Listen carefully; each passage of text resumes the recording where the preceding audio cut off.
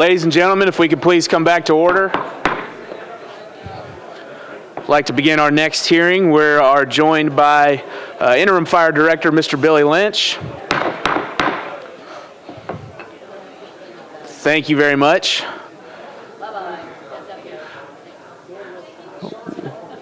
We are about to start our Fire and Emergency Medical Services hearing. Mr. Lynch, if you would please introduce who you have with you and then begin your budget presentation to the committee. Councilman, I have with me on my right Drusilla Martin. She's the Administrative Finance Administration of the Fire Department. I also have three individuals in the audience: Deputy Chief Larry Pooh, Deputy Chief Kim Lawson, and Assistant Chief Charles Shannon of OEM. Councilman McGuire, I want to thank you and the entire council for giving us opportunity tonight to go over the Fire Department 2012-2013 operating budget. It's truly a pleasure to represent the Nashville Fire Department in this year's budget. The Fire Department, before I begin though, I feel honored that this is the fifth different department during my tenure with Metro that I've had the pleasure of presenting the annual budget. As you know, this past April, I left Public Works and went back to the Nashville Fire Department. And for those that don't know, previously in 2000, I assumed this same role. To represent the fire department with its long history and its mission of providing safety to our citizens in both firefighting and medical service is truly an honor. Last week, the fire department conducted the annual commendation program where they recognized both staff and citizens for heroic achievements this past year. And as many of you may not know, this budget presentation is being held on National EMS Week. And I think that's truly ironic because they are a critical component of the Nashville Fire Department. And I would like to take a minute to thank all the employees throughout Metro who do the public safety work every day for this city. The fire department has a budget of over $109 million. The department has 1,170 authorized positions that function within 5 separate bureaus. Fire suppression, 844 of the employees. This bureau presently includes the 38 fire halls, the fire academy, the safety office, special operation, and various supervisory functions. Emergency medical, 224 and 224 employees. And this area oversees the emergency medical transporting while working closely with the local medical facilities on emergency medical issues happening every day throughout our city. We also have 102 employees that are in administration, community service, logistics, and the fire marshal's office. This past year, the fire department responded to over 116,000 calls, of which 82,000 were of a medical nature. And of those, over 52,000 were transported by EMS to a local medical facility. Of the 116,000 calls, 29,000 were fire, and approximately 5,000 of those calls were false alarms. As mentioned previous, today we have 38 fire halls operating within Dayton County, covering the 533 square miles. Daily in the EMS Bureau, we have 19 ambulances working within the county. Response time. This year's accreditation study shows the fire department's response time for medical first responders at 6 minutes and 43 seconds. ALS engines, ALS ambulance, 9 minutes and 45 seconds. The accreditation study shows the national average on the regular first responders to be 8 minutes and 5 seconds, and suburban ALS 12 minutes. So we're doing better than what the national average. You always want to improve every day with what you do. The staff in ambulance takes 1 paramedic and 1 EMT on each piece of equipment. The staff of fire unit is not, and on the ambulance, you're talking about 4 shifts presently is what they work under. The staff of fire unit is 4 staff members plus a piece of equipment, and that's 3 shifts of 12 individuals. Fire Marshal's Office. As you know, not only does this office handle responsibilities as the Fire Marshal of Nashville and oversees the safety of all facilities, but also this office is very involved in the development process. The development area works very closely with planning, codes, public works, and water, along with the local and outside developers, to keep a very smooth process here in Nashville. This past year, the fire marshal has been involved in conducting over 8,000 inspections, 1,600 re-inspections. He's issued over 439 various permits for special events and fireworks displays, conducted 538 investigations, and had plans review of over 7,000 projects.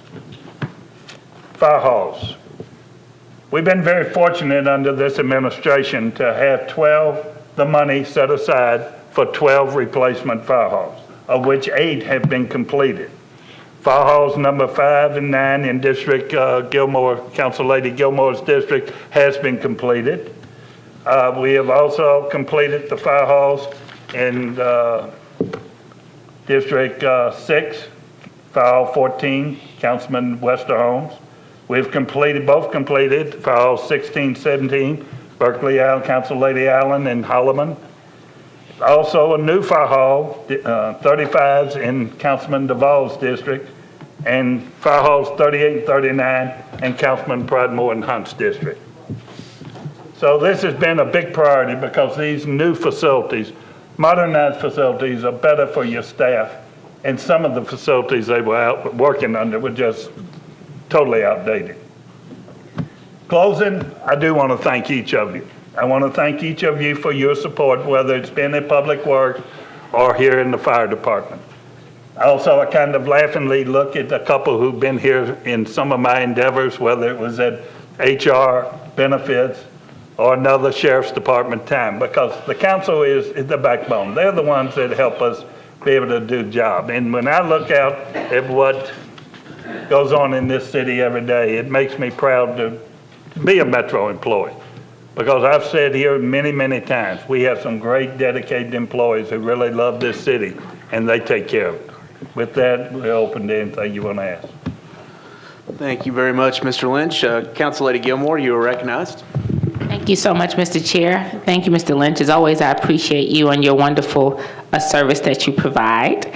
I did want to ask you, however, about one of those fire halls, only because you had to know, only because it's a really big deal to my constituents, and that is the one that's over here on Gay Street, and just what's going to happen with that, because they did not want that to move. Well, actually, I was talking to Deputy Chief Pooh, and I'm very aware. There was a move afoot to move it. There's been, I think, a study requested. Since I've been there, I haven't had any movement to move it. I probably will not. We're going to eventually have to do some repairs there, but that one right now is on the back burner as far as I'm concerned. All right. Thank you so much. I appreciate you. Thank you, Mr. Chair. Councilman Davis, you're recognized. Thank you, Mr. Chair. Mr. Lynch, thank you so much for everything you've done. Thanks for keeping your budget trim. It looks very good here. Just quick question, do you think South Englewood would be on your map anytime in the near future, just for my constituents there? Well, I think all of it's going to depend on the capital budget, what's approved, and then from there we'll take a step back and try to make a determination where it's best to place it. Right now it'd be a little premature without the money, and I hope you vote for it to bring it forth. Councilman Holloman, you are recognized. Thank you, Mr. Chairman. Thank you, Billy, for being here. Just want to ask you a little bit about your paving schedule for this year. I got it in my head, and I'll bring it in a couple of weeks. All right. Again. And brush pickup. Brush also. I get confused. In all seriousness, I do have a question. You identified the breakdown in times between urban and suburban. Can you talk a little bit about exactly how that breaks down along USD and GSD? And let me tell you where I'm going with that before I ask you, which is in this proposed budget, we are changing the proportionality between USD and GSD, and the reason I'm asking the question is, it seems to me over the last 10 to 12 years, we have closed the gap in terms of services provided in the GSD. In other words, we've been providing a higher level of service in the GSD, but with this, we're actually adding to the USD tax burden at a higher rate than the GSD. And I understand the legal reason that we've made that decision. But what I want to ask you is, my understanding is the ISO ratings out in the GSD have actually just about caught up to the USD. And I think I'm right about that. Can you elaborate on that a little bit? Well, I'm going to have to refer and get back up with you on that particular question. I do know in the USD, you have more fire halls. They're more That's still the case? Yeah, okay. It's still the case. Now, back under Mayor Purcell, there was a move forward to grant USD fire protection countywide. Right. And what that does is the type of equipment that responds in the GSD is equal to what comes in the USD, but there is still more fire halls in the USD. Okay, so it's really an equipment issue as opposed to the density of fire halls. So you still have, I guess, your ISO rating still going to be affected by the distance that has to be traveled by the... That's going to be one component, yeah. Okay. It'd be nice to see what the ISO ratings break down along USD, GSD lines at this time. I think that's relevant to the budget budget decision that we're making. Thank you. We're good. Councilman Tiger, you are recognized. Thank you. Hello, Billy. Councilman? With the change of leadership, it's always an appropriate time to question, how does Nashville's structure, I'm talking about the administrative structure, the proportionality of firefighters on trucks and paramedics and ambulances compare with other comparable cities? Are we lean, mean management-wise? Are we where we need to be, or is it time that we need to review our structure and adjust based on our peer cities? Well, I'm not going to talk about the peer cities because a lot of them are not metropolitan form of government. But one of the things I do want to take a look at is the structure, and are we too top-heavy? Are there better ways to do business to get more services out on the street to the taxpayers without increasing budget? I think there is. I think what's got to work, you got to work within the mindset. You got to hold people more accountable. You got to be able to broaden your vision of where you want to see the EMS suppression, the inspection part. And I think it's very doable. It's not a quick fix. It is one that's going to take a little time. One of the things I did when I first went was I took 27 individuals in management roles in the Nashville Fire Department. I broke them up into 3 groups. One thing that was surprising, and it's not their fault, they've never really had the opportunity to present a budget. They started working on the budget. They started looking at ways to do business better. We identified 15 areas, whether it be financial controls, administrative controls, looking at transport and how we can do it better, looking at the civil service rules and whether or not those civil service rules are helping to create issues inside the department. And we are working we get the groups going every week that we go through that. My goal is by the time I'm ready to walk away from there, that all these management controls are in place. And I think one thing, if we ever do another pay plan, we take a step back and look at the parity issue within our own department, not so much with police, but internally, because I think maybe we have too many classifications we need streamlined. Example, when I look at Steve Anderson, Chief Anderson and them went through a change a few years back. They took the management team and went a particular direction, and it's been successful. Is that something the fire department wants to follow suit on? I think it's a consideration we need to look at. Chief Anderson has the ability in his management to interchange them, whether they're out at the academy, whether they're over SWAT, whether they're in planning, or they're on the streets. That same flexibility has got to exist in the fire department. Saying all that, you have very, very dedicated people in that fire department that will respond to fires and medical emergencies and be very, very good at it. But also saying that there are other components in management that we got to stress and improve on. And I think in the long run, we can streamline the management to give more support on the staff. So it will take a combination of willpower from the chief, from the administration, from Civil Service Commission, perhaps from this body. I don't know all the moving elements and the timeline to get this change and the adjustments that you see necessary. You know, you talked about when you walk away. I don't know if we can wait to 2048. Me neither. But saying that too, one particular thing that it comes to mind right off the bat is injury on duty, alternate duty. I know we're working with the director of law. It's got to be a total change of mindset. The department's not fighting it. The department's very willing to make those changes, but it takes more than just the Nashville Fire Department. You got a civil service rule, you got some state rules, you got various policies in place that got to be identified and dealt with. I was telling someone, I think the reception within the fire department to change has been great this time. I think they really want to make the strides to improve the management, how they manage their business, their people, materials, and equipment. I go back. They are great employees. I'm not being negative whatsoever. They're great employees who know how to handle the emergency medical components that they, and the emergency responses that they face every day. It's the things to manage the people, to manage the materials and equipment that we got to strive to work on. And we will. We'll get it where it's streamlined and it will improve every day. Thank you. Councilman Pardue, you're recognized.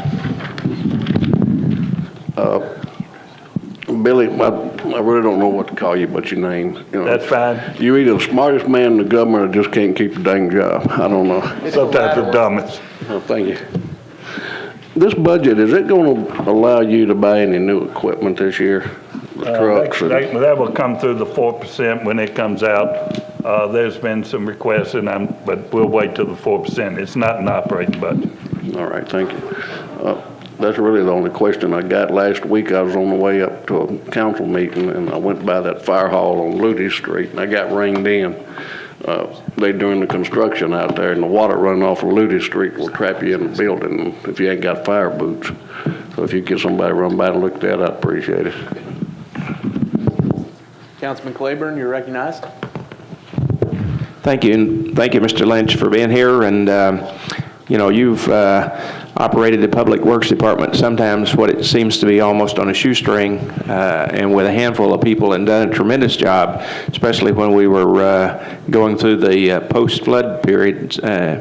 Look forward to what you might bring to the fire department during the time you're there. I have two questions. I'm fortunate in District 15 to have two fire halls, have 22 and 28, and these guys, both of these locations do a tremendous job for our community and for my district, and we appreciate them very much. So I'm asking this question on behalf of two of my neighboring council members, District 14 and District 11. In the master plan, is there an identified fire hall in the extreme eastern part of the county? The Hermitage area has one fire hall that serves a tremendously residential dense area, and some of it is hard to get to because of the lake. So does the master plan call for anything in the near future for that? Well, I know the ones on the books to be considered are threes at Council District 5. We have 21 in Council District 16. We have 30s and 31 in District 1 and District 8.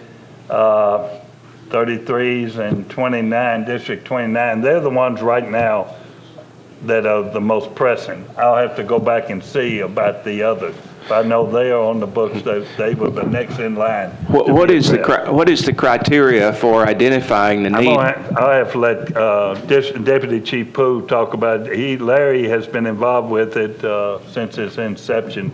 Larry's in the back. He'd be more than happy to try to answer your question. Okay, if he'd come to the mic. He is. He's right behind you. To specifically answer your question, as I recall in the master plan, there is no plan at this time to add an additional station in the area you described. As far as criteria for replacement of fire station, we look at the condition of the station as it exists today, the envelope, the building envelope, the plumbing, the electrical. We look at everything about it, how many maintenance issues we've had with the station, and then we make a determination about whether it should be scheduled for replacement. Okay, well, my question was, what is the criteria for establishing the site of a new fire hall? Not replacing one, but adding a new location in an area. We would take a look at the response time in that area, and then plug that. We have a software program. We can plug that information in there, and it will make a recommendation about where we should place the next station. Councilman, I tell you what we can do is if you give a call tomorrow, let us talk to you and let's see what it shows. And then Okay, I'll refer that to my colleagues that I'm asking this question on behalf of. Like, I'm completely happy to be covered by 2 fire halls. I mean, if you want, we'll take one. We'll move one if you want. No, I don't want one of them relocated. Okay. We won't relocate. 22 and 28 are where they need to be, so thank you very much. The other question I have, you mentioned about the staffing in your earlier comments. How close are we to having 100% 4-member staffing on vehicles that fight fires? Well, when the fire department received SAFER grant, they got the 32, and right now they're running 4 to a piece of equipment. Now, where you get your issue every day is when you are operating at 4 to a fire hall, and you have people that take sick. And I compare this to police on the street, suppression, firefighters, EMS, jail guards. These are unique positions that you don't really have the luxury to have a lot of people out on it. When you do, you have to backfill the position, and that runs about $1,000 a day. This is where the civil service rules, and this is where tighten up in the management that Councilman Tiger asked about. You got to be tighter and stricter how you handle the request for leave to make sure you keep it at maximum staffing. Otherwise, the backfilling is very, very expensive. Unlike other jobs in various companies where you may have someone take off and you can replace that day, those types of jobs, and when I say jail guards, those working the floors, police on the street, firemen in a fire hall or an ambulance, it's critical they come to work. They all be there. So there's not that flexibility that may exist in others.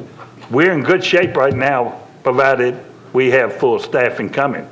If we got people abusing, we need to address it because it's very costly.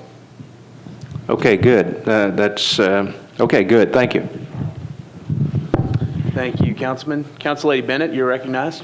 Thank you, Chairman. Mr. Lynch, I tell you, I really appreciate you. You're just an amazing piece of equipment for Metro. And I guess, to put it nicely, the best compliment I can give you is you know where all the poo's at. So that's a good thing. I wish we could offer Billy Lynch 101 management. I think that might be a good class for all the directors to go to. I have to echo, one of my main concerns, as Councilman Claiborne was saying, is the number of men and women on the equipment. I'm always worried about that we don't have enough when somebody's out or in service or whatever's going on. So I just want to share with you that that's a big concern of mine. A quick question, and I'm not trying to pick on you. I've noticed in a lot of these, we have a lot of increases on the internal service fees on most of the departments.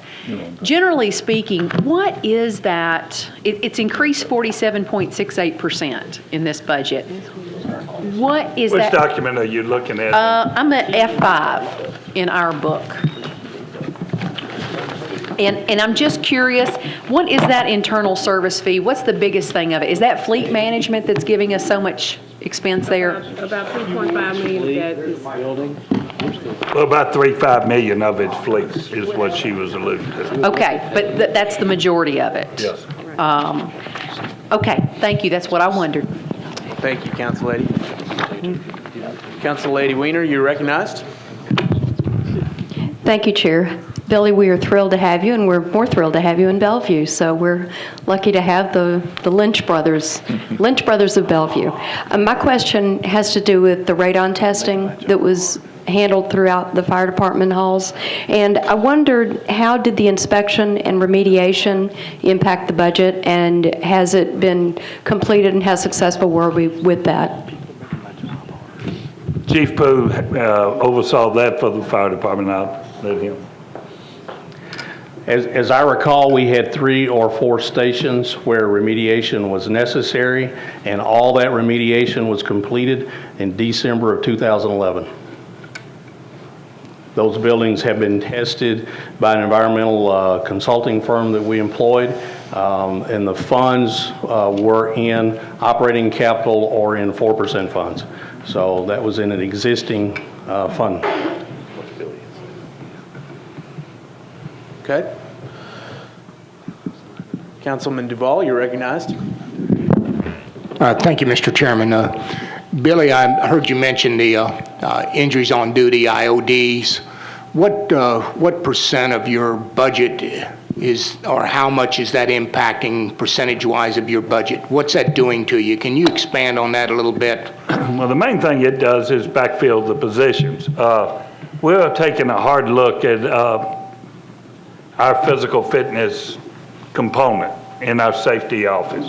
Actually, I'm working right now with Metro Legal, with the firefighter's attorney, with our safety office to come up with an entire overview, relook at our entire safety component.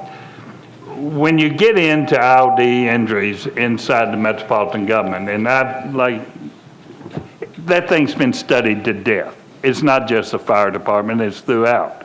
And you got to take a step back, because you got civil service rules that allow X number of days out on IOD. You got a state law that says presumption of if you have an individual, heart and lung is presumed to be injury on duty. You then got go through a private consulting group that looks at whether or not it's an injury on duty. That responsibility was taken away by departments and given to an outside entity to review. And then you got to go through the Metro Health Department, and it's a very convoluted process. And it is a costly item. Now, if you are hurt on the job, then I, like Chief Anderson, every department head wants to make sure the employee is taken care of. Agreed. When these people are hurt on duty, giving their lives to this city, we got to take care of them. At the same time, we got to work hard to try to get you back on duty as quick as we can for a managerial and financial controls. We got to. If you can get back to work, we need to get you back in your job. We don't have a lot of fluff or luxury, because over the years, budgets have been decreased. Where they've been decreased, there's not a lot of flexibility to put people in non-public safety types of positions and still pay double the pay to you and the pay to somebody to replace you. Has some of the legislation that we face today, either state or maybe local ordinance, actually put people into the injured on duty status where otherwise they may have not fallen under that? I think some state legislation plays a role. It was created years ago, and may need to take a look at it. But you also got your own internal policies in Metro. And I will say, and I think Mr. Reebling can speak better to this, there is a move afoot to take a hard look at the entire injury on duty process that's in place in that. Well, if this body can help, let me know, and I'll be happy to sponsor or support you in any way. Appreciate it. Absolutely. Thank you. Thank you, Councilman. Council Lady Johnson, you're recognized. Thank you, Chair McGuire. Thank you for your leadership Mr. Lynch, and all of the work that many of the firefighters are doing within the department. I don't have anything budget-wise to ask. I just wanted to express appreciation to the fire department for building a new station, Station 33, out in the Priest Lake area. Many of the firefighters there had a lot of breathing issues. There was a lot of asbestos because of the age of that fire hall. So making that a priority and making safe facilities for our firefighters in that area, we truly appreciate that. And I also just want to close by saying that the other fire hall on Hobson Pike in Robert Duvall's area and Jacobia's area, many people are excited because it has increased response times. Well, yeah, decreased response times, and and so we're very, very pleased to have 2 new fire halls in an area that has a great demand and high growth. So thank you. Thank you, Council Lady. Seeing no one else in my queue, Mr. Lynch, we appreciate your service to Metro and appreciate you being here today. Thank you.